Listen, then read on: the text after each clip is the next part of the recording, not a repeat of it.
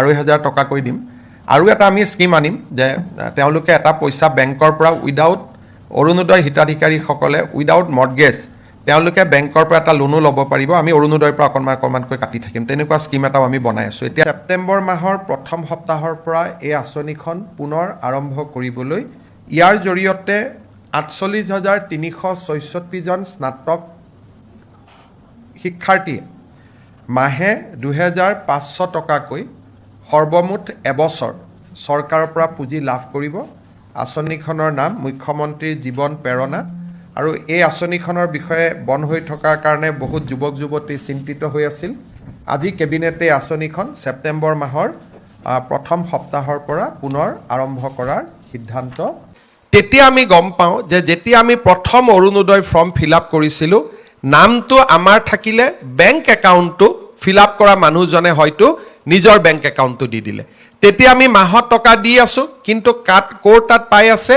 যে যিটো একাউণ্টৰ নম্বৰ দিছিলে তাত পাই আছে লাহে লাহে আমি বেংক আৰু একাউণ্টৰ নাম আৰু মহিলাগৰাকীৰ নাম একে আছেনে নাই তাক পৰীক্ষা কৰা আৰম্ভ কৰিলোঁ বহুবিলাক আমাৰ খেলি মেলি দূৰ হ'ল এইবাৰ আমি আধাৰৰ লগত ইয়াক যেতিয়া সংলগ্ন কৰিলোঁ ভৱিষ্যতে আমাৰ বেংক একাউণ্টটো হ'ল নামো একে হ'ল আধাৰ তাৰ লগত থাকিলে এতিয়াৰ পৰা অৰুণোদয় নামত কোনেও খেলি মেলি কৰিব নোৱাৰিব আৰু যাৰ বাবে এই ধন প্ৰদান কৰা হৈছে তেওঁলোকৰ বেংক একাউণ্টতে এই পুঁজি পাবগৈ এইবাৰ যিহেতু আধাৰৰ লগত আমি বেংক একাউণ্ট সংলগ্ন কৰিছোঁ কিছু মহিলাৰ আধাৰ সংলগ্নকৰণৰ প্ৰক্ৰিয়া এতিয়াও শেষ হোৱা নাই সেইকাৰণে আমি অৰুণোদয় হয়তো আজি আমি দিলে 15-20 হাজাৰ মহিলাৰ বেংক একাউণ্টত নাযাব পাৰে কিন্তু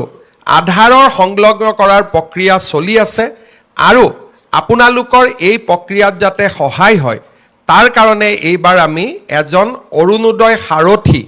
প্ৰত্যেক সমষ্টিতে নিযুক্তি কৰি দিম যেতিয়াই আপোনালোকে অৰুণোদয় কোনোবা মাহত কিবা কাৰণে নাপাব আপোনালোকে সেই অৰুণোদয় সাৰথী গৰাকীক সাক্ষাৎ কৰিব পাৰিব তেওঁৰ নাম মোবাইল নম্বৰ আমি গোটেইখিনি প্ৰচাৰ কৰি দিম আৰু তেওঁলোক আমাৰ সমষ্টিৰ ব্যক্তি হ'ব আপোনালোকে তেওঁলোকক গৈ সাক্ষাৎ কৰিব পাৰিব আৰু তেওঁলোকে আপোনালোকৰ যেতিয়া অৰুণোদয় পোৱা নাই বুলি ক'ব বেংকত ফোন কৰিব বেংকে ক'ব যে এই একাউণ্টটো ষ্টেণ্ডাৰ্ড হৈ থকা নাই KYC হৈ থকা নাই সেইকাৰণে পোৱা নাই তেওঁ গৈ বেংকত সমস্যাটো সমাধান কৰি দিব বোলে নহয় দিছপুৰৰ পৰা আপোনালোকৰ টকাটো অহা নাই দিছপুৰক সুধিব যে কিয় টকাটো অহা নাই এই গোটেই সমস্যাবিলাক সমাধান কৰাৰ কাৰণে আমি অৰুণোদয় সাৰথী নামেৰে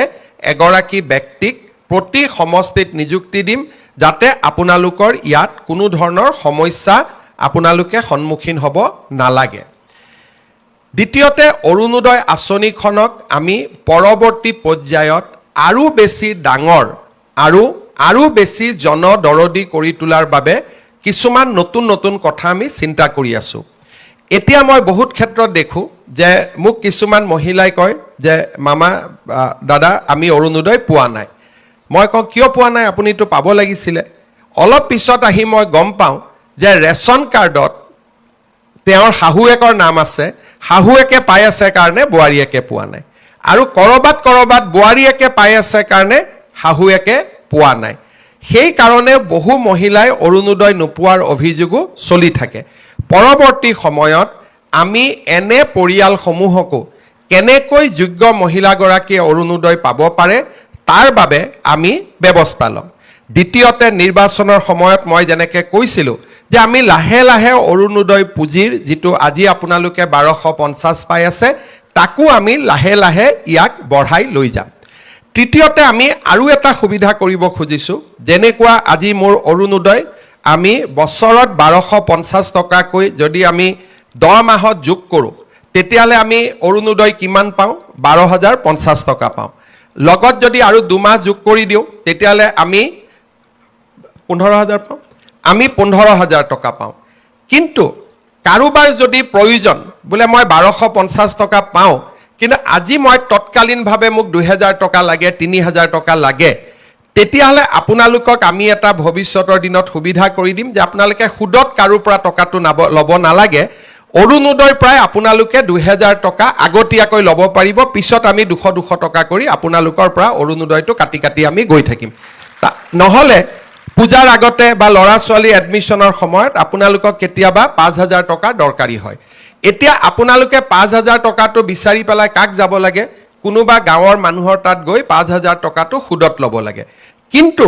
আপোনালোকৰ অৰুণোদয়ত ইতিমধ্যে মাৰ্চলৈকে পাবলগীয়া টকা 7000 আছেই বা 4000 টকা আছে। আপোনালোকে যিমান টকা বছৰটোত পাবলগীয়া আছে সিমানখিনি টকা আপোনালোকে আমাৰ পৰা আগতীয়াকৈ খুজি ল'ব পাৰিব। আমি আপোনালোকৰ টকাটো মাহত কাটি কাটি গৈ থাকিম। তেতিয়া কি হ'ব? বিনা সুদত আপোনালোকে এডভান্সো ল'ব পাৰিব। তেতিয়া বোলে মই অক্টোবৰ নৱেম্বৰ মাহৰ অৰুণোদয়টো মোক আজিয়ে লাগে, মোৰ ল'ৰা ছোৱালী ক'ৰবাত এডমিশ্যন দিব লাগে বা কিবা বেমাৰ হৈছে, মোৰ ঘৰত বিপদ হৈছে, আপোনালোকে অৰুণোদয়টো আমাৰ পৰা আগতে ল'লে, আমি আপোনালোকক মাহত কাটি কাটি কাটি কাটি দি থাকিলোঁ। তাৰমানে 15000 টকাৰ 10000 বা 8000 টকা আপোনালোকে যাতে আমাৰ পৰা আগতীয়াকৈ ল'ব পাৰে, তেনেকুৱাও এটা নতুন কাম এটা আমি আৰম্ভ কৰিম।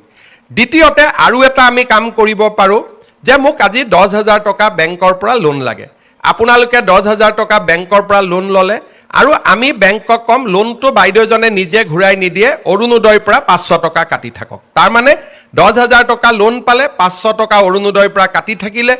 আৰু আপোনালোকে 10000 টকাটো নিজৰ যি কামত লাগে তাক আপোনালোকে ব্যৱহাৰো কৰিব পাৰিলে। তাৰমানে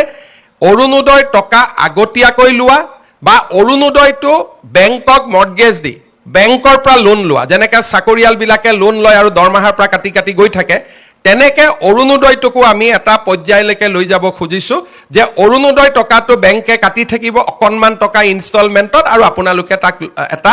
লোন ল'ব পাৰিলে বেংকৰ পৰা। তেনেকৈ লোন লোৱা আৰু এডভান্স লোৱা, এই দুইটা আঁচনিও আমি অৰুণোদয়ত সন্নিৱিষ্ট কৰিম লাহেকৈ। তৃতীয়তে অৰুণোদয়ৰ হিতাধিকাৰী সংখ্যা